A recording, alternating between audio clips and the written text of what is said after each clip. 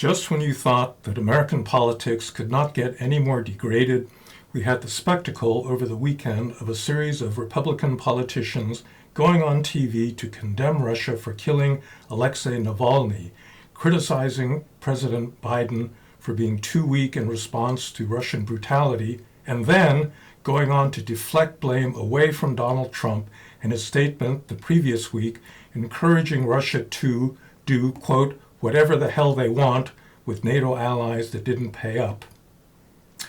If today you are an American interested in honoring Alexei Navalny's legacy and pushing back against Putin, you would support immediate passage of the $60 billion standalone aid package to Ukraine that is currently stuck in Congress.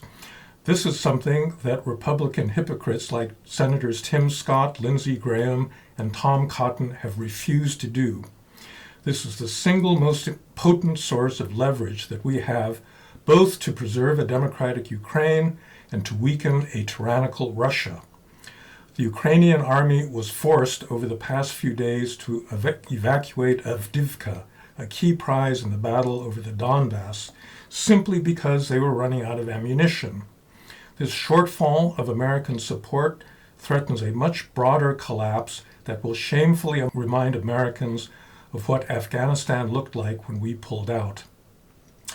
I appeared on a panel with Alexei Navalny in Warsaw, hosted by Zhanna Nemtsova, back in October 2019. He then invited me to do a similar talk with him in Moscow that was scheduled for mid-March 2020. This event never happened because of COVID. Alexei went on to be poisoned with Novichok on his way to Siberia, and the rest is history. Many people have wondered why he chose to return to Russia after he had recovered from the poisoning in Germany. He was allowing the Russian regime to slowly torture him to death by putting him in frigid prison camps and denying him medical attention. I think the reason he returned is that he was a Russian patriot who felt that he could not advocate for a democratic Russia from outside the country. While the situation may have looked hopeless, Putin over the long term is more vulnerable than he seems, and the regime could come crashing down at any moment. Were that to happen, Navalny would emerge as the unquestioned leader of a more democratic Russia, just as Nelson Mandela went from prison on Robben Island to the South African presidency in the blink of an eye. I suspect it was fear of this scenario that led Putin to have Navalny killed. I've been honored to serve on the external board of the Navalny Foundation for the past few years, and I will continue to do what I can to support those Russians who hope for a very different and more democratic Russian future.